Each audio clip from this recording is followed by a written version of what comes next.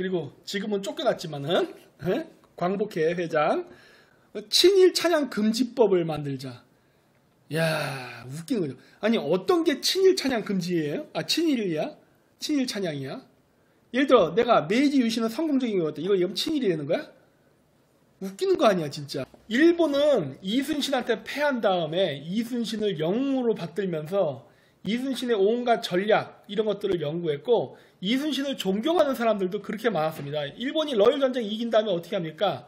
그 이겼던 그 일본의 제독이 자기는 이순신보다 실력이 낮은 사람이라고 겸손하게 얘기하잖아. 우리는 그걸 가지고서 막 와 일본인들도 이순신 좋아한다 하고 온갖 국뽕에 다 빠져 있는데 문제는 우리가 일본에 대해서 일본 이런 거 잘합니다 그러면 너는 친일 찬양했어 이 나쁜 놈아 감옥에 넣어야 돼. 이런 사고방식을 갖는다는 게 이게 정신이 제정신이냐는 거야 지금.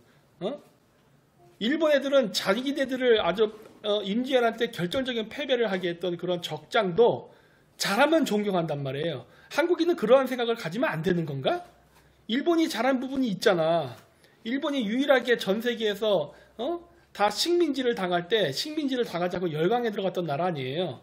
그러면은 그것도 우리가 배워야 되는 거 아니에요. 일본은 어떻게 그걸 성공할 수 있었는가? 일본이 무엇을 잘했고 무엇을 잘못했는가? 이거 배우는 것 자체를 금기해야 하는 거 아니야 이거는. 이게 뭐 하는 짓이냐는 거지 도대체. 에? 예. 그리고 이제 이재명 민주당 당대표 득표율이 77.77%래요. 미쳤죠? 이게 민주당에서 이재명이가 저번에 그 국회의원 선거 때 민주당이 참패했잖아요. 왜 참패했습니까? 아 그거야 앞쪽에서 정치 말아먹었으니까 참패했던 거 아니야. 근데 4달 만에 그렇게 이재명을 욕했던 민주당 지지자들도 이재명이를 압도적으로 당대표로 당선시키는 이 정신은 뭐냐는 거야. 이거는 화랑정신이 아닌 냄비정신입니다. 우리나라는요 이래서 힘들어. 당장 어떤 거시적인 안목을 갖고 어떤 문제를 분석해서 이 해결을 하려고 하는 게 아니라 그냥 기분 나쁘면 팩 토라져서 신경질 내고 좋으면 헤헤 웃고 이런 식으로 가니까 어떻게 돼요? 정치인들이 국민들한테 사탕만 주려고 한다고 채찍을 안 때려요. 그러다 보니까 어떻게 되는 거야? 국민들도 마냥 달라고 하는 식으로만 변해가면서 이렇게 경제가 재정 적자가 오고 하는 거예요. 스스로 노력해서 뭘 바꾸려거나 노력하지 않고 그냥 무조건 정부가 알아서 해라. 너희들이 알아서 해라. 이런 식으로 하면서 전부 다 이렇게 해서 게을러지고 나태해지는 거 아니야. 근데 사람들이 그걸 다시 원한다는 거 아닙니까? 어떻게 4개월 만에 다 까먹습니까? 저기에 지금 이재명이 당선된 데는 저기 투표에 참여한 사람이 얼마 안 돼요. 얼마 안 돼요. 30%밖에 안 돼요. 그렇다는 얘기는 지금 그러니까 이재명이 아닌 이낙연이라든지 그 문바들 쪽 파가 지금 의욕이 없다는 거거든요. 그리고 앞서서 움직이는 놈들이 원래 표를 받게 되어 있습니다. 결코 좋은 그림은 아니에요. 어쨌든 당대표 됐잖아요. 당대표가 되는 순간 권한이 생기는 거라고. 뭐 그렇게 되는 거잖아. 그리고 지금 당장 흥미 없었다 하더라도요. 만약에 실제로 대선으로 가보세요. 그 참여하지 않았던 70%의 사람들이 설마 국민의힘당을 찍겠어? 그건 아니잖아. 응? 이번에 윤석열을 찍긴 했다고 하더라고요. 그건 몇 명 안 되는 거고. 그러니까 이래서 내가 이게 위험하다라는 게 보인다는 거예요. 예. 뭐 밑에 보서 이재명 사법 리스크 커졌는데 지지율 하락. 뭐 이건 뭐 통과할게 그냥.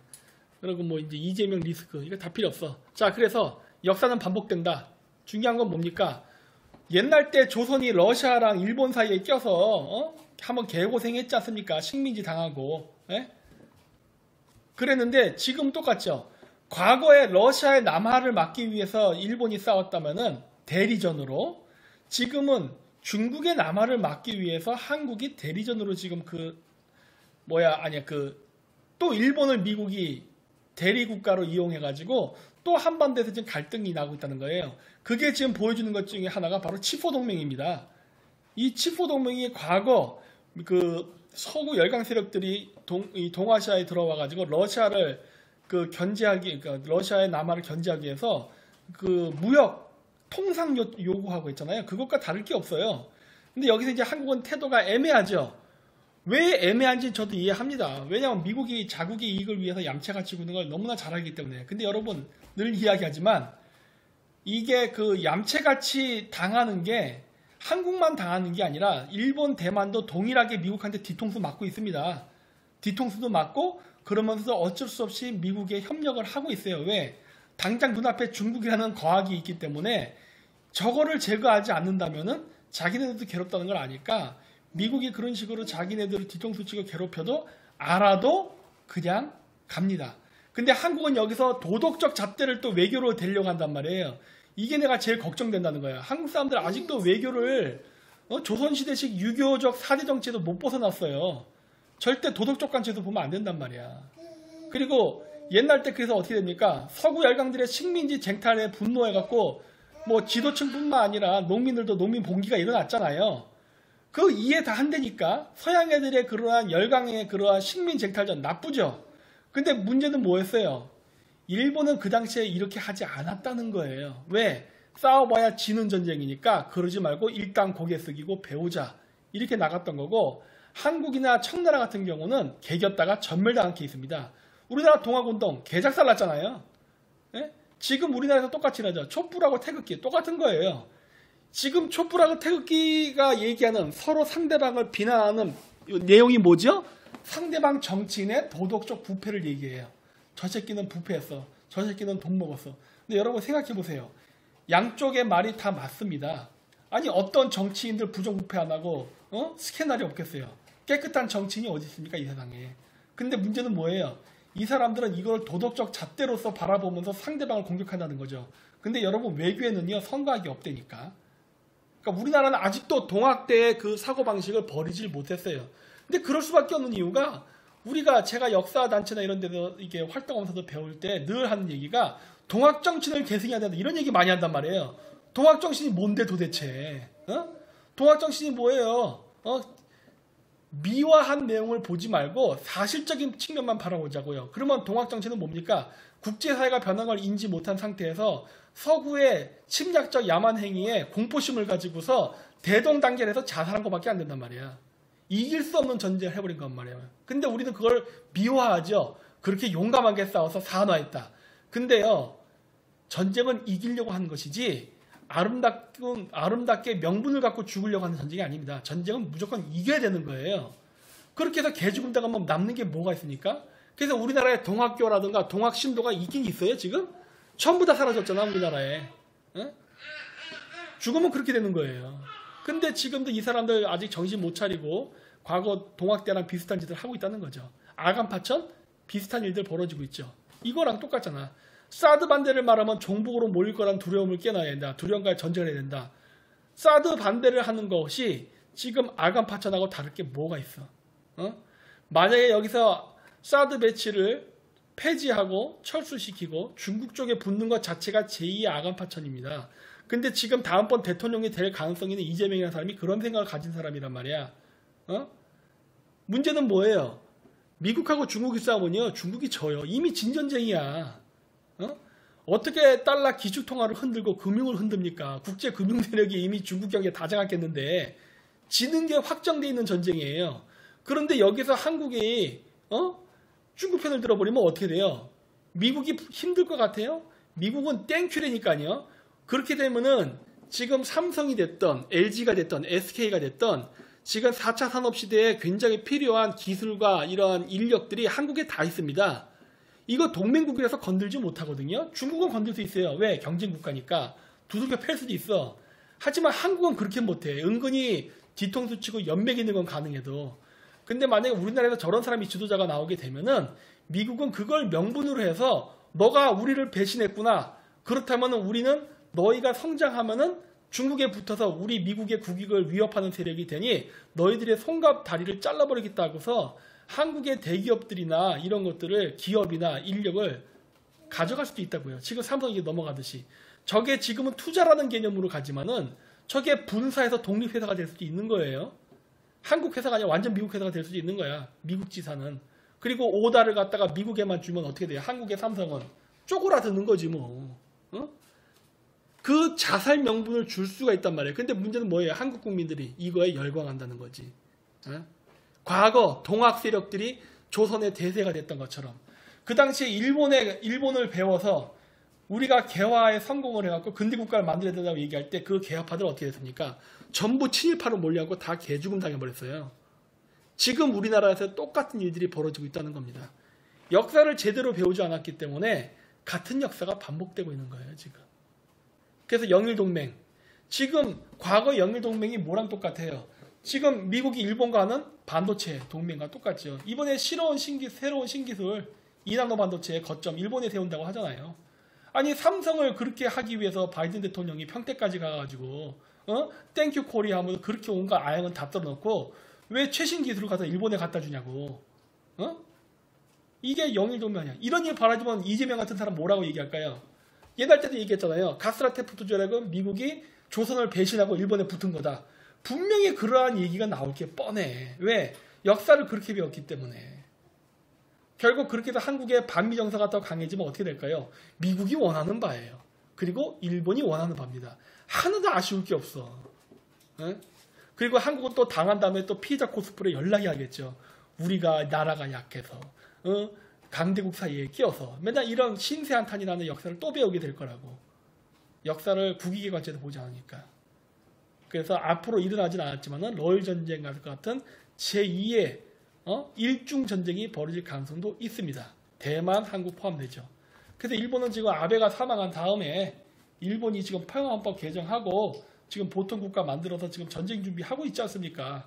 미국으로부터 미사일도 1000발을 산다고 그러고 이러고 있는 와중에 일본은 1000발 산다고 하고 북한은 미사일 실험한다고 하는데 우리는 뭐 한다 그래요? 사드 배치 철수시키겠다고 하죠?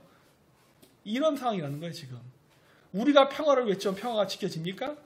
조선시대 때 고종이 우리는 중립을 지키겠다고 했을 때 청일전쟁과 러일전쟁이 전부 한반도에서 일어났습니다. 아니 군사력이 없고 힘이 약한데 평화를 외친다고 해서 주변 국가들이 한국 사정을 봐줘갖고 우회해서 전쟁하냐고요. 그럴 리가 없잖아.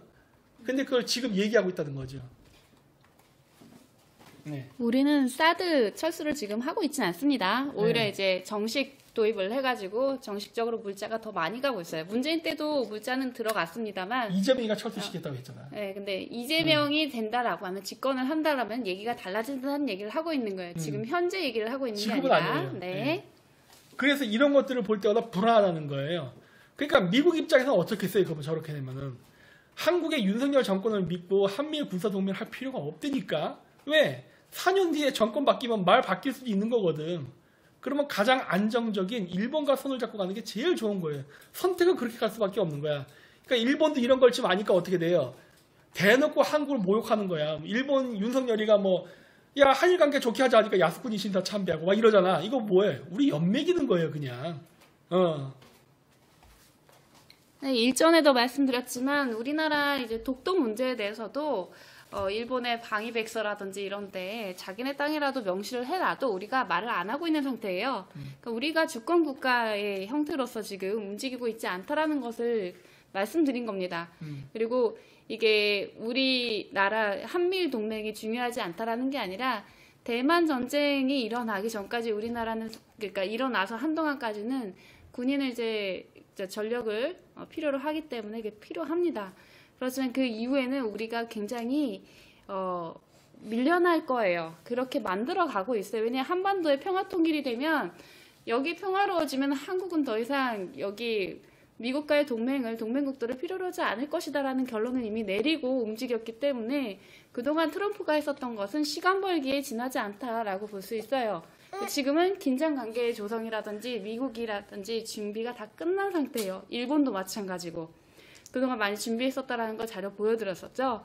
그렇다는 얘기는 여기에 비극은 많이 계산됐고 계획됐었던 대로 왔다. 근데 거기에 너무나 국민들이 협조를 잘해주고 있다는 거야 지금. 맞습니다. 응? 그래서 그 여론의 형성이 되는 거 제가 그렇지 않아도 그거를 이제 댓글들 쭉 봤거든요. 그래서 조금 수집돼놨는데 오늘 이거 얘기가 나오니까 말씀드리는데 이미 반미 분위기는 조성이 되고 있어요. 그리고 그게 이제 언론에서도 부추기고 있고 실질적으로는 이거는 따지고 보면 우리나라의 탓은 아니에요. 저쪽에서 이미 다 뺏어갈 대로 다 뺏어갔기 때문에 어쩔 수 없지만 그럼에도 불구하고 우리는 친미를 해야 됩니다. 반미적인 분위기가 조성되는 것 자체를 허용해서는 안 돼요. 윤리 논리에 넘어가가지고 외교를 자꾸 얘기하고 거기에 호응해주고 국민적 대세가 되기 때문에 우리가 위험해진다고 하는 거예요. 이게 조선시대 때도 그랬고 지금 우리나라에도 똑같아요. 그러니까 대한민국 국민의 정서는 조선시대 이래 변화진 게 없는 거예요. 전혀 외교적 감각이 없어. 이미 대세는 기울어 버렸으니까 그래서 여러분들 각자 소생하라고 한 겁니다. 왜냐 어차피 대다수의 국민들은 이거 자각 못할 거예요. 그리고 이런 일이 닥쳐도 남 탓할 겁니다. 이거는 미국의 침략 때문에 중국의 침략 때문에 이런 식으로 남 탓할 거예요. 일본이 나쁜 놈이 이렇게. 그렇기 때문에 이미 이걸 바꿀 수 있는 방법이 없으니까 스스로 살아남은 얘기 계속 강조해서 하는 거예요. 자, 그리고 일본은 이렇게 아소타로 예제도 얘기했지만은 대만 주변이나 오키나와 전쟁 나면은 일본은 참가한다는 얘기를 이미 공공연하게 하고 있습니다. 근데 미국이 여기에 대해서 부정적이지 않아요. 적극적입니다. 그랬고 뭐 옛날 때 미국인들이 갖고 있었던 시각이 난 지금도 바뀌지 않았다고 보고 있어요. 그래서 카스트라테프트 밀약이 왜 생겼는지를 여러분 항상 잊지 마세요. 이재명이는 뭐라고 얘기했냐면 카스트라테프트 밀약이 일본이 조선을 배신하고 맺은 거라고 하는데 그게 아니라 러시아의 남하에 조선이 호응했기 때문이에요. 러시아의 남하를 막기 위해서 대영 제국이 조선이나 일본을 근대화시켜서 왜? 영국은 식민지가 너무 많기 때문에 자기네 군사를 투입할 수 있는 여력이 안 되거든요. 그랬기 때문에 조선과 일본 군대를 근대화시켜서 신식무기로 무장해야 러시아 군대랑 싸울 거 아니야. 그래서 경제 발전시키고 무기 근대화시키고 해서 거기에 대처를 하려던 거를 우리는 못했고 일본은 성공한 겁니다. 그리고 그 와중에 조선 계속 갈팡질팡하고 그래서 미국이 일본과 손잡은 거죠. 배신을 한 게 아니라 배신은 그 전에 조선이 여러 번 했지요. 손잡자고 할 때 한 번에 안 잡고 저기 중국에 손잡고 러시아에 손잡고 그러다가 안 되니까 마지막에 와서 오 미국 나의 친구여 이러니까 미국이 저리 가 이 새끼하고 발로 차버린 거 아니에요. 그렇기 때문에 조선의 일관성 없었던 외교가 결국 망국의 길을 간 거거든요. 근데 지금 우리나라를 보면 똑같아요. 정권이 바뀔 때마다 외교가 자꾸 변해. 이러니까 미국 입장에서 어떻게 되는 거예요? 신뢰할 수 없는 나라가 되는 겁니다. 그렇게 되면 어떻게 된다? 일본하고 손잡는다. 제2의 카스트라테프트 밀약이 어쩌면 체계됐을 수도 있지 않을까 싶어요. 왜? 기시다 저 총리가 하는 행동을 보면은 야 미국하고 일본이 너무 찰떡궁합인데 이런 느낌이 든단 말이야. 지금 여러분 중국이 미국 국채 팔고 있어요. 미국 국채 팔면 미국이 타격받거든요. 그거 어떻게 하고 있습니까? 일본이 다 사주고 있습니다 지금. 아니에요. 네. 잠깐만요. 이 뭐가? 부분은 제가 바로 해볼게요. 이거 저희 방송 휴방하기 전에 말씀드렸지만 중국과 일본 둘 다 채권을 팔고 있습니다. 국채를. 일본 사지 않아 지금? 아니요. 많은 부분을 팔고 있어요. 왜냐면 환율 방어하기 때문에 환율 방어 때문에 많이 팔고 있어요. 아 그래요? 그래서 제가 그때 뭐라고 말씀을 드렸냐면 중국이 팔고 있는 국채는 패전 국가로 해서 그걸 퉁칠 수 있다. 그렇지만 일본에 대해서는 그렇게 하지 않고 무기를 팔 것이다. 근데 맞아. 때마침 그랬었어. 무기를 뭐 전투기, 미사일 이런 것들을 갖다 팔고 있죠. 그래서 어쨌든 간에 지금 그래서 미국 국제 이제 보유 1등은 일본이 됐습니다. 원래 중국이었는데. 그래서 어쨌든 일본은 지금도 미국하고 관계가 굉장히 좋아요. 그렇게 많은 문제가 있었음에도 불구하고 일본은 미국이랑 끝까지 손을 놓지 않고 있습니다. 아마 일본 사람이 한국 같은 사고방식을 가지고 있었다면은 지금 미국을 욕할 만한 내용이 산더미 같이 있어요. 솔직히. 미국 비판할 내용들이. 일본 사람들 그거 얘기 안 하고 가만히 가잖아요. 왜 그래? 학습 효과. 핵폭탄을 2방 맞은 나라와 안 맞은 나라의 차이죠. 그리고 우리는 아까도 얘기했지만 우린 독자적으로 독립한 나라가 아닙니다. 미국에 의해서 일본이 항복하면서 독립한 나라예요. 그러다 보니까 우리는 내가 봤을 때 정치인들이 국가관도 제대로 없고 역사관도 없고 나라의 소중함을 모르는 것 같아요. 왜? 우리는 거저받은 나라니까. 주둥아리로는 뭐 애국심을 얘기하고 뭐 어쩌고 국뽕을 얘기하지만 실질적으로 우리는 피를 흘려서 우리나라의 그 국가 독립을 쟁취한 게 아니거든요. 뭐 독립군 있어서 어쩌고 얘기하지만 그 독립군 청산리 대첩 이후에 어떻게 됐습니까? 저기 자유시가 가서 자유시 참변이라고 해가지고 독립군들끼리 지들끼리 서로 총질하고 다 싸우고 다 서로 죽고 잡혀가가지고 우리나라 무장 독립군 다 해체돼 버렸잖아요. 그래서 저항 세력이 없어갖고 맨날 무슨 안 죽은 의사 이봉창 뭐 열사 이런 식으로 해서 뭐 도시락 폭탄 던지고 이거밖에 못했던 거야. 왜? 정규군이 없기 때문에. 예?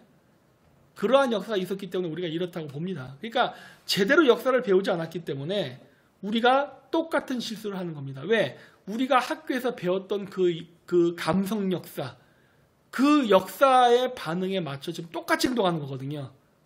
우리가 왜 식민지를 당했고 왜 졌는가에 대해서 객관적으로 배우지 못했어요. 왜? 객관적으로 배우려고 하면은 저 새끼 친일이다. 저 새끼는 내국노다. 이런 얘기만 하는 거야. 우리가 갖고 있었던 치부, 나라가 망한 것 자체가 치부입니다. 그럼 왜 망했는지를 설명을 해야 되는데 그걸 갖다가 일본의 침략의 야욕 어쩌고 그 이전에 조선의 엘리트들의 부정부패와 무능을 왜 얘기 안 하는 거예요? 그것 때문에 우리가 식민지를 당할 때 총 한 번 쏘지 않고 한일합방이 돼버립니다. 임지연한테 그렇게 치열하게 싸웠던 의병이 안 일어나요. 왜 그랬겠어요? 바로 지도층에 대한 외면이 그런 걸 만들어낸 거거든요. 근데 이런 걸 가르치지 않는다는 거예요. 그리고 이렇게 일본 나오지만 이거 이스라엘 나왔죠. 일본과 이스라엘의 국방부 장관이 서로 미팅을 했답니다. 이게 2022년 8월 30일이에요. 불과 일주일 전입니다. 이거를 보면 생각나는 게 바로 보고계획이죠. 아, 일본은 다시 들어오는구나 라는 것을 알 수가 있습니다. 이 기사는 이렇게 이제 시간 관계상 생략할게요. 네. 자, 그랬고 인류 동조론. 제가 한유 동조론을 그렇게 강조하고 우리도 이렇게 묻어가려고 진짜 백방으로 노력을 했는데 문제는 뭐다? 민심. 일본은 되는데 한국은 안 되네요. 뭐 어쩔 수 없죠, 뭐. 그래서 영일동맹. 여러분, 인류 동조론이 있었기 때문에 영일동맹이 같이 된 겁니다. 그러면서 보고계획이 간 거예요. 근데 우리나라에서 한유 동조론이 되지 않는데 어떻게 한일 동맹이 강화되고 그러면서 고토 수복이 가능하겠어요? 이게 하나의 철학과 외교 정책의 틀인데 이게 세트인데 우리는 이게 연결이 안 되잖아요. 이거 연결하려고 하면 미친놈 소리 듣잖아. 일본은 되는데 왜 우리는 안 될까? 일단 우리는 이제 민심을 떠나서 그 인식 자체가 될 수가 없는 게, 그러니까 인식이 만약에 사람들이 그걸 가지고 간다고 해도 그걸 수립할 수가 없는 이유는 쟤네들 일본은 핏줄이 있고 전통이 있어요.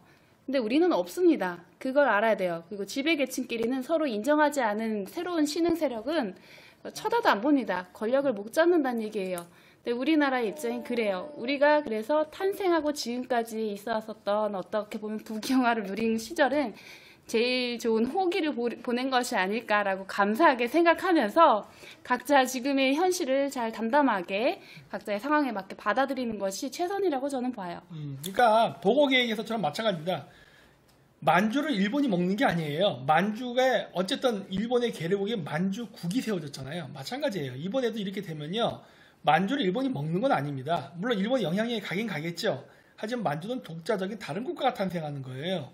이게 만들어지는데 난 이걸 한국을 꼭 같이 집어넣고 싶었었는데 안 되네. 이미 내가 봤을 때 그리고 이제 고토 수복은 날아간 것 같아요. 주도권을 우리가 가지기가 상당히 어려울 것 같습니다. 지금. 그리고 이게 우리가 일본한테 식민지를 당할 때 느꼈던 미국 정치인들의 의식이에요. 여기 옛날 때도 보여드렸지만 뭐라 그래요. 일본한테 식민지 당하는 거는 조선 사람들의 영광이다예요. 너희들은 드디어 문명의 혜택을 받을 수 있다. 이게 당시 서양인의 인식이었습니다.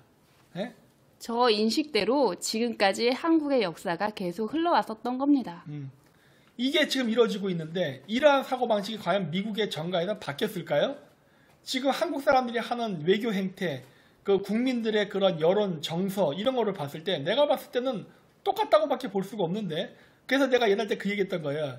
그 대만은 그 섬짱깨, 중국은 본토짱깨, 우리는 반도짱깨 이런 얘기한 거야. 한국인이 뭐 우리는 중국이랑 다르다 어쩌고저쩌고 아무리 떠들어봐야 서양인 관점에서는요. 그냥 한국인도 중국인이에요. 왜? 하는 짓이 똑같잖아. 그러니까 너무 안타깝습니다. 이게 왜 이 외교를 이렇게 못할까? 그리고 어차피 이 추세로 가는 거는 내가 봤을 때 이 대세는 안 바뀔 것 같아요. 현재로서는. 그래서 우리가 지금 역사가 반복돼서 한국이 다시 한번 그 과거같이 뭐 국권을 잃어버리는 그러한 식민지가 될지는 알 수는 없으나 어쨌든 최소한 경제권을 잃어버리는 경제 식민지는 확실히 될 것이다라고 생각합니다.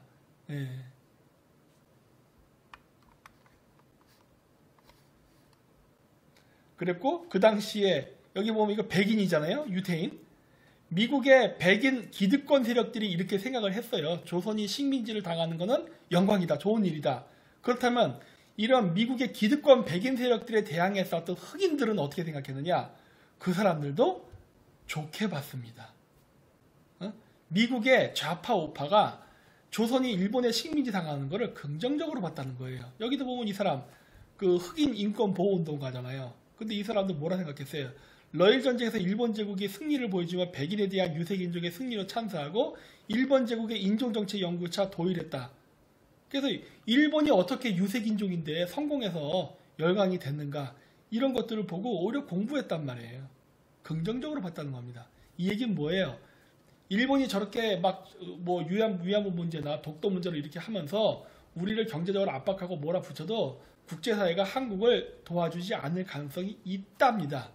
왜? 제1의 적은 과거에 러시아에 있다면 지금은 중국이니까 중국을 제거하기 위해서 대동단결하는데 그런 거 갖고서 뭐 따질 거라고 생각하세요? 안 합니다. 헤이그 특사 파견했을 때에도 전혀 관심 주지도 않았어요. 그렇죠? 그런 일들이 또 일어날 수 있다는 겁니다. 지금 다시 이 때를 돌릴 수 있다라고 희망회로를 돌리는 분들이 계시는데 그거는 불가능해요. 이게 오랜 시간 진행되었었던 방향성이고 많은 부분이 준비되었습니다. 준비될 때까지 시간을 많이 끌었다라고 생각을 해요. 어떻게 보면 이제 트럼프 때 원래 있을 수도 있었던 일이 지연된 거죠. 근데 그걸 지연할 수 있는 방법이 저는 이 방법을 쓰면 되지 않을까, 피해를 최소화하거나 지연할 수 있는 방법이 있지 않을까라고 생각하고 있는 게 있습니다만, 이거는 어디서 얘기를 할지에 대해서는 이제 방송 이따 준비를 하면서 생각해 볼게요. 이 지도를 제가 보여드린 이유는 이게 2차 대전 때 일본의 최대 영토거든요. 네. 저는 이러한 새로운 EU와 같은 경제권이 생기게 될 거라고 지금 보고 있어요.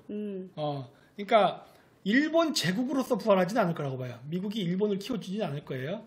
하지만 이러한 경제권, 중국과 분리된 새로운 경제권이 탄생할 거라 보고 저 정도 영토 안에 인구를 합치잖아요. 그러면 인구가 거의 한 10억 가까이 됩니다. 결코 작은 경제권이 아니에요. 여기가 지금 저 나토가 영역을 확장하려고 하는 곳이에요. 남태평양, 남중국해 이쪽 있죠? 아세안 국가들이 있는 요 라인이에요. 여기를 한번 경험을 했었던 일본을 이용하면 가능해요. 그리고 지금은 일본의 미국에 대항을 하려는 세력은 싹이 다 끊겼기 때문에 손잡고 가는 세력밖에 없습니다. 사실은 엄밀히 얘기하면 유대인과이죠. 더 엄밀히 얘기하면 로스차일드고요. 그분들과 손잡고 있고 혈연 관계도 있고 이미 천안 가서부터 아소다로의 친인척 모두 그 ESG 행사에 물 포럼이라든지 이런 데에 다 참여를 했어요. 그리고 영국에 가서 학업을 마치고 거기 어젠다를 실현하는데 목소리를 내고 있다는 건 동일합니다. 그렇기 때문에 여기서 일본이 별도로 나가서 또 한 번의 그러한 우를 범하느냐? 그런 일은 없을 겁니다. 그래서 이게 굳히기가 들어갈 가능성이 매우 커요. 거기에 지금의 한국이 남한이죠. 포함될 수 있느냐? 글쎄요, 매우 어려울 수 있다라고 봐요. 지금 움직임을 봤을 때는. 그래서 일본에 친하게 지내면서 다시 역으로 진출하는 방안을 생각을 해라. 일본에 이제 나가서 뭐 유학을 한다든지 하시면서 그 얘기를 했었던 이유가 그런 취지입니다. 우리나라는 사실상 경제적 주도권뿐만이 아니라 군사적인 주도권도 이번에 전쟁이 나면 잃게 될 거예요. 그 그림이 각을 다 짜놓은 거 전에 뭐 말씀 여러 번 드렸으니까 다시 말할 필요는 없을 거예요. 그렇다라고 한다면 한국인으로서 인정받기는 매우 힘들 거예요. 그런 상황에서는 특히나 간첩에 대한 색출 작업에서 조금 불편함을 많이 겪게 되지 않을까라는 생각도 듭니다. 이건 많이 나간 생각이 아니라 전쟁 상황에는 간첩 색출은 굉장히 필수적인 요건인데 우리나라는 이념적으로 이미 많이 갈등 구조에 있다라고 분열되어 있다라고 얘기하지만은 그 분열된 구조에서 좌파 정교조애들이 종북 세력들이 특히 거기에다 친중적이고 더군다나 플러스 알파로 러시아까지도 좀 이제 같이 가스관 연결 안에 만회하는 세력들이 이미 우글우글해요. 이렇게 되면 한국인 전체에 대해서 우리가 중국인 하면 전부 다 색안경 끼고 한 번씩 훑어보듯이 그리고 서양에서는 동양인 하면 전부 다 중국인 아닌가 하고 한 번씩 훑어보듯이 같은 일이 우리나라에 일어날 수도 있다. 우리나라 사람들한테. 그러한 것까지 봤을 때 감안했을 때 우리가 여기 지금 최소한 전쟁에 대한 대비를 해야 된다고 생각하시는 분들이 있다면 지금부터 일본에 대한 관심과 또 우호적인 관계에 대한 연구를 하시고 개별적으로요. 뭐 국가적으로는 이미 이제 윤석열은 손잡고 가는 게 보이니까요. 굽히고 가는 게 보이니까요. 근데 다른 세력들, 이제 반일 좌파 세력들은 더 이제 첨예하게 나타날 것이고요. 그러면 우리나라는 탄압받을 만한 요건이 다 되는데 그동안 쌓아둔 게 없으면 그때 가서 갑자기 손 돌아서 가지고 나는 일본 좋아요 한다고 해서 받아주겠어요? 그때 가서 이제 반미 세력이 또 많이 활동을 한 이후에 그때 가가지고 우호적인 표시를 한다고 해서 미국이 또 그렇고 일본도 그렇고 그렇게 손잡아줄 여건은 조성이 바로는 안 될 것이다. 돌아서서 바로 직후는. 그러니까 지금부터 준비를 하셔라라는 말을 드리는 거예요. SNS를 이용해서 미리미리 친미 친일의 기록을 남겨놓으시라는 말 아니니까 지금. 그렇죠. 어차피 출신 성분 검열당할 때 결국 SNS 검열 들어가니까. 네. 여러분 지금 어쨌든 그래서 지금 우리나라 상황이 결코 좋은 상황이 아니에요. 네. 그래서 지금 매우 우렸습니다. 근데 사실 네. 지금 달러 이거 하는 거 보세요. 지금 확실히 한국 경제 나빠질 것 같다는 건 지금 눈에 느껴지지 않나요 지금? 그렇죠. 환율 방어 안 될 거라고 말씀드렸잖아요. 그 이전에 올해 초까지 그때까지는 괜찮았어요. 왜냐 우리나라에 대한 어떤 문제, 정치적인 문제가 불거지지 않았을 때니까요. 정치적인 문제가 불거지고 전쟁의 상황이 이렇게 된다. 그러면 얘기는 달라집니다. 그동안에 있었던 문제점들을 언제 터트려도 이상하지가 않은 거예요. 그러한 문제가 없다면 안 터뜨렸을 수도 있어. 안 터뜨릴 수도 있어. 그렇지만 우리가 정치적으로 대립관계에 있는 피하 식별 못하는 개돼지의 상황이 지금 놓여 있잖아요. 이러면 터뜨립니다. 그리고 이거의 여파는 상당히 클 거예요.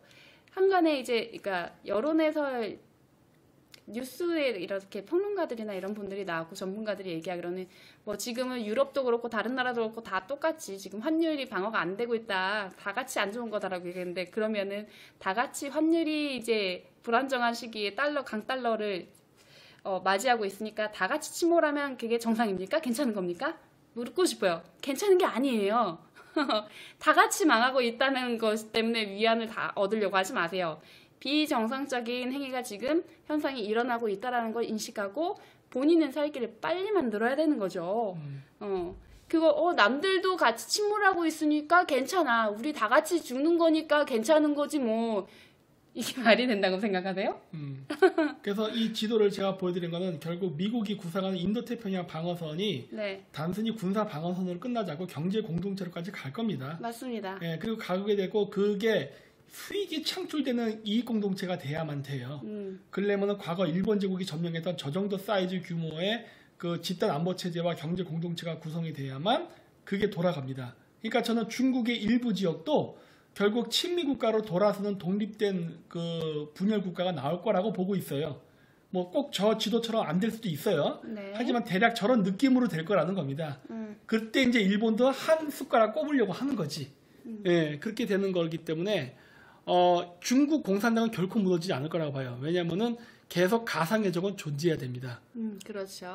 그래서 저 중국이 아직 안 꺾였기 때문에 우리가 계속 집단 안보 체제를 유지하고 우리끼리 강력한 경제 공동체를 형성해서 우리끼리 잘 먹고 잘 살고 저 중국을 견제하자라는 프로파간다로 가야 되기 때문에 중국 공산당은 영토를 핵심 지역은 많이 잃어버려도 돈 되는 지역들 그래도 쟤네들의 영토 사이즈라던가 인구 이런 것들은 어느 정도 보존이 될 거예요. 그래야 계속 그걸 명분으로 해서 미국의 동맹국들이 굳건한 미국 동맹을 유지할 수 있기 때문에. 그래서 우리가 중국이 잘못된다고 해서 하하오고 웃고 있을 때가 아니라는 게 그것만 가지고 포커스를 맞출 때가 아니라는 게 우리는 중국보다 한국이 먼저다라고 2019년도 말에 방송을 들었었나? 20년대 말이었구나. 그때 말씀해드렸듯이 바젤3 할 때였어요. 그때 얘기. 우리가 먼저 뒤집니다. 우리는 이제 존립의 위기가 진짜 왔어요. 근데 중국은 일부를 뺏긴다고 해서 무너지지 않고 살려둘 겁니다. 우리는 어딘가에는 이제 종속돼서 살아가겠죠.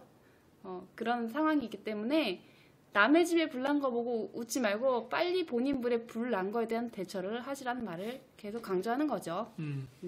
그래서 어쨌든 이런 것들이 일어날 수 있으니까 어느 정도 마음속으로 그 대비를 해야 되고 일본처럼 꾸준하게 참을성을 갖고 버텨야 돼요. 어쩔 수 없어요. 왜? 우리가 강하지 않기 때문에. 우리가 국제 질서를 주도하지 못하기 때문에 결국 꾸준히 인내를 갖고 일관성을 갖고 동맹국의 그 어필을 해서 그래도 그나마 덜 수탈당하는 쪽으로 가야 되는데 우리나라는 그게 좀 히스토리가 부족했다. 이미 시작이 돼버렸기 때문에 지금서부터 신뢰관계를 쌓는 건 이미 늦었어요. 그 평상시에 돼 있었어야 돼. 일본이 제가 그래서 강의 때 많이 했잖아요. 일본이 얼마나 미국한테 많이 뜯겼는가, 괴롭힘을 당했는가를 제가 계속 방송에 보여드렸던 이유가 일본은 그럼에도 불구하고 변하지 않았다니까. 그러니까 일본은 진짜 미국에 대해서 불평불만 말하려면요 한두 끝도 없어요. 야, 내가 국제조약에 따라서 진짜 내가 항복까지 했는데 나는 이런 식으로까지 이거는 국제조약 위반 아니야? 라고 싶을 정도의 일들은 많이 있었지만은 그래도 일본은 묵묵히 따라갔습니다.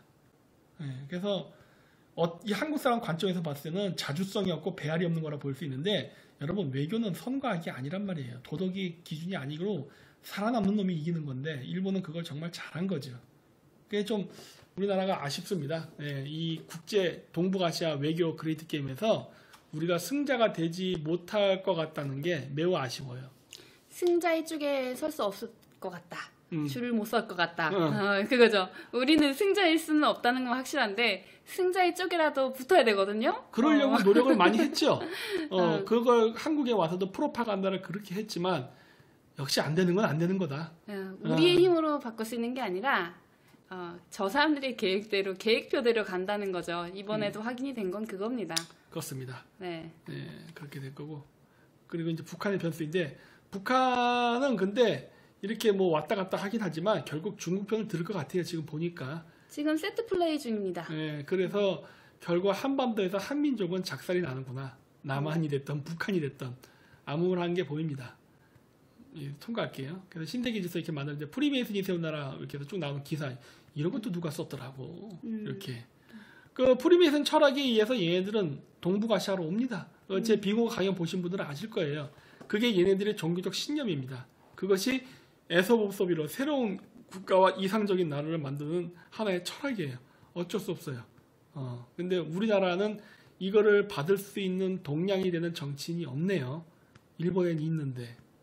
그래서 저분들이 이제 들어올 땅이라서 없는 게 훨씬 낫죠. 저 사람들 입장에선. 왜 아메리카 인디언일 가능성이 높은데죠 우리나라. 우리나라 이제 소수화된다는 얘기를 저렇게 한 거예요. 6% 남는 일론 머스크가 얘기했잖아요.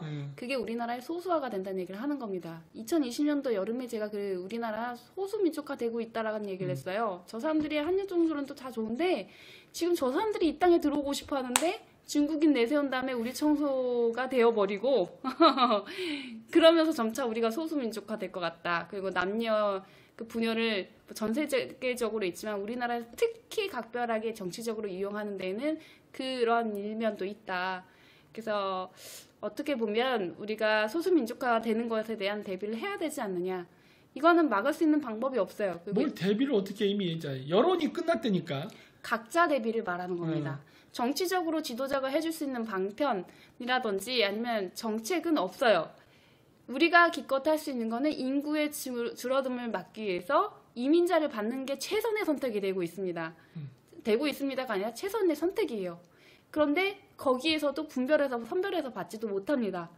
그러니까 앞서서 안 좋은 애들이 와가지고 중국 애들이랑 와가지고 한바탕 난리를 치면 신사의 모습으로 형님들의 나라에서 올 거예요. 그분들이 올 겁니다. 그러니까 이미 그렇게 조금씩 들어오고 있죠.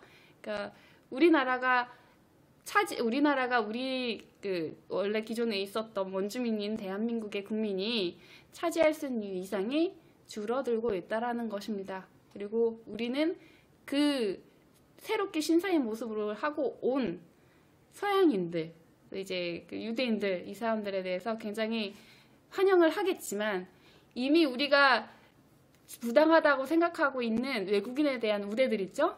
그것들 사실은 저 사람들이 누리게 될 거예요. 우리가 누리는 게 아니라 저 사람들이 누리게 될 거예요. 우리가 다시 바로잡아서 누리는 게 아니라. 그래서 그런 거에 대한 마음가짐이라든지 그리고 그런 상황에 각자 어떠한 포지션을 취할지에 대한 결정을 하셔야 되는 시기예요. 뭐 그렇습니다. 그리고 이제 세계 경제 위기가 오고 팬데믹 오고 하면서 이제 각 전 세계 국가들의 경제가 붕괴가 되게 되면요, 이러면 이제 세계가 하나로 통합이 될 거예요. 네. 지금 그 과정이 있는 겁니다, 지금 우리가. 그렇죠. 네.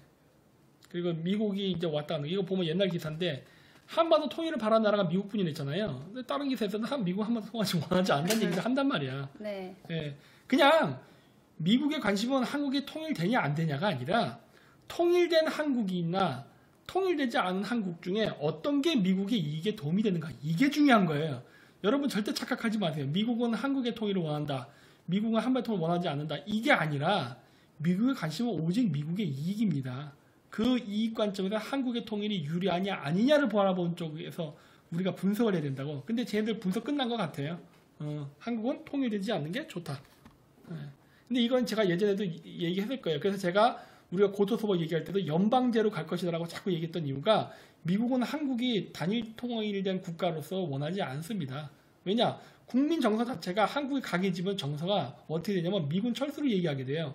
야, 이제 한반도에 평화가 왔으니까 미군들은 꺼져라, 이 정서로 간단 말이야. 이게 좌파 우파를 떠나서 한국의 국민들 자체가 이런 정서를 갖고 있어요. 그렇기 때문에 미국 입장에서는 결국 어떻게 해야 돼요? 그냥 통일 안 되는 상태로 약속으로 있어야만 미국에 의존하면서 사는 그런 체계가 한국 국민들한테 받아지기 때문에 결국 그렇게 가는 겁니다. 지난번에 시뮬레이션을 보여드렸었잖아요. 그 싱크탱크 그 영국에서 한 거. 그리고 그들이 원했었던 것들을 종합을 해봤을 때 우리나라가 한반도가 평화 통일이 되면은 미국의 이익이 안 돼요. 군사적으로, 경제적으로. 왜냐면 가장 근접해 있는 중국이란 나라와 관계를 망치고 싶어하지 않기 때문에 우리나라가 중국이 통일된 한반도를 인정을 해주기만 하면 더 이상 동맹으로서 미국을 끌고 가지 않아도 된다고 판단할 것이라고 이미 시뮬레이션 했어요. 그렇다는 얘기는 우리를 평화 통일을 시켜서는 안 된다라는 결론이 나옵니다. 그 연방제에 대해서는 스마트 연방제라고 해서 2020년도에도 중반에 여름에 말씀을 드렸는데, 저 사람들이 이미 여러 시뮬레이션이라든지 기고문이라든지 그런 의견들에서 냈습니다. 연방제에 대한 의견을 냈었어요. 그렇지만 꼭 그렇게 되지 않을 가능성도 높습니다. 그 연방제가 우리끼리의 연방제가 될 것이냐, 아니면 일본을 끼고 거기 종속된 그러한 형태가 될 것이냐, 이건 또 모르는 겁니다. 왜냐하면 권력이 이미 넘어갔기 때문에, 권력층에 이제 주요 힘을 실어주는 곳이 일본으로 넘어갔기 때문에, 아소다로 정권으로. 그것도 국민들이 다 잘 사는 게 아니라 부익부 빈익빈은 계속해서 가속화되고 진행이 됩니다. 지도층들 간의 이야기를 하는 거예요. 국가적인 입지를 이야기하는 것이고요. 그래서 한반도의 통일에 대해서 의견이 얘네들도 갈라져서 나올 수밖에 없어요. 그래, 통일은 원하지. 통일을 해서 우리가 영향력을 행사하길 원하지. 이겁니다. 죽 서서 개죽이 싫은 거죠. 네. 그런 과정이 있고 위키리크스가 그걸 폭로했다라는 기사예요. 자, 이제 뭐 대면도 시대 오고 이제 좋은 시대 끝났어요. 이제 계속 불황입니다. 네. 성공시대 다 끝났습니다. 그다음 이제 대만 말려 죽이기, 이것도 일어날 수 있는 시나리오 중에 하나죠. 지금 우크라이나 사태처럼. 네. 아, 이거 하면 진짜 힘든데 그냥 화끈하게 한번 전쟁하고 끝낼까? 이번에 전쟁이 나면은 한 번에 화끈하게 안 끝나죠. 지금 이게 앞으로, 그래서 우리가 이 앞쪽 기사랑 똑같이 앞으로 이제 세계가 이제 호경기 시대 끝났어요. 예, 우크라이나 사태 그리고 대만 사태 이런 것 때문에 앞으로 세계 경제가 어쨌든 미국 중심으로 공급망 재편되기 전까지는 계속 불황 상태를 유지할 겁니다. 그리고 이 불황이 사실 미국한테도 나쁘지 않은 게, 그래야 그동안 산업 국가가 돼갖고 부자가 됐던 나라들, 한국, 뭐 일본, 중국, 대만, 유럽의 많은 국가들의 중산층이 붕괴되면서 미국의 그 엘리트 소수들이 세계 경제를 장악하는 기회도 되거든요. 그렇기 때문에 굳이 이러한 지지부진한 장기전이 나쁘지도 않아요. 그래서 우리에게 좋은 시대는 끝났다라는 생각을 많이 합니다. 그걸 선호한다고 보고 있어요. 그렇게 만들고 있다. 그게 그레이트 리셋이다. 네. 그래서 지금 현재 우리가 판단을 잘 해야 되는데, 안타깝게도 우리나라의 정치인들이 됐던 국민의 여론 정서는 이 세상의 흐름이나 국제 정세를 이해하지 못하고 있다. 따라서 결국 우리는 저 사람들이 의도하는 대로 함정에 빠질 것이고 속을 것이고, 그래가지고 결국 쟤네들이 원하는 그림으로 가서 우리가 그렇게 아름다운 해피엔딩을 하지 못할 것 같다는 느낌을 많이 받고 있습니다. 네. 예, 그래서 오늘 제목을 구한말하고 비슷한 한국의 운명이라고 얘기를 했습니다. 네. 예. 오늘 이번 방송에서 상당히 또 이제 이전과 다를 거 없이 비관적인 전망을 내드렸는데요. 그렇다고 해서 모두가 다 같이 손잡고 죽는다는 이야기는 아닙니다. 이걸 빨리 파악을 하고 움직인 사람들은 살 수 있는 길이 분명히 있어요. 내가 지금 어딜 나가, 내가 지금 어떠한 조치를 하겠어 라고 생각하는 사람들이 있다면 글쎄요, 조금만 더 적극적으로 한번 참여를 해보시는 건 어떨까요? 저희 오픈톡방이 열려 있습니다. 그리고 단체 소통하는 공간이 여러 군데를 개설을 해놨기 때문에 들어와서 한번 의견을 나눠보세요. 그리고 실질적으로 도움을 들 수도 있는, 조언을 진짜 많이 현실적으로 줄 수 있는 사람들도 있습니다. 그래서 여러분들이 포기하지 않았으면 좋겠다라는 생각이에요, 저는. 일제시대 때도 삼성이 생겼고 롯데가 생겼고 그랬습니다. 네. 6.25 전쟁 때도 현대가 생겼어요. 네. 무조건 다 망하는 건 아니거든요. 그렇기 때문에 그리고 오히려 그때 살아남은 사람들이 재벌이 됐죠. 그렇기 때문에 저희가 얘기하는 건 그거예요. 그러니까 우리는 많은 사람들한테 할 수가 없어요. 그러니까 우리는 냉정한 현실을 보여줄 수밖에 없습니다. 현실은 장밋빛이 아니다. 그러니까 거기서 절망하려 하지 마시고, 그러니까 여러분들은 여기서 살아남기만 하면 되는. 그러니까 우리가 자꾸 각자 도생을 얘기하는 게 어떻게 살아야 된다는 우리가 가르쳐 드릴 수가 없습니다. 모르죠. 각자 인생이 다르니까.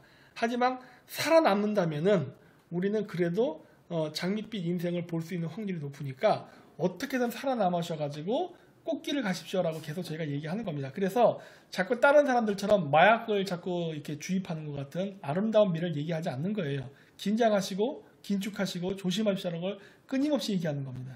네. 네. 자, 그러면 오늘 여기까지 하고요. 네. 다음 방송에서 뵙도록 하겠습니다. 그렇습니다. 안녕히 내일 또 계세요. 뵙겠습니다. 빠이빠이. 안녕히 계세요.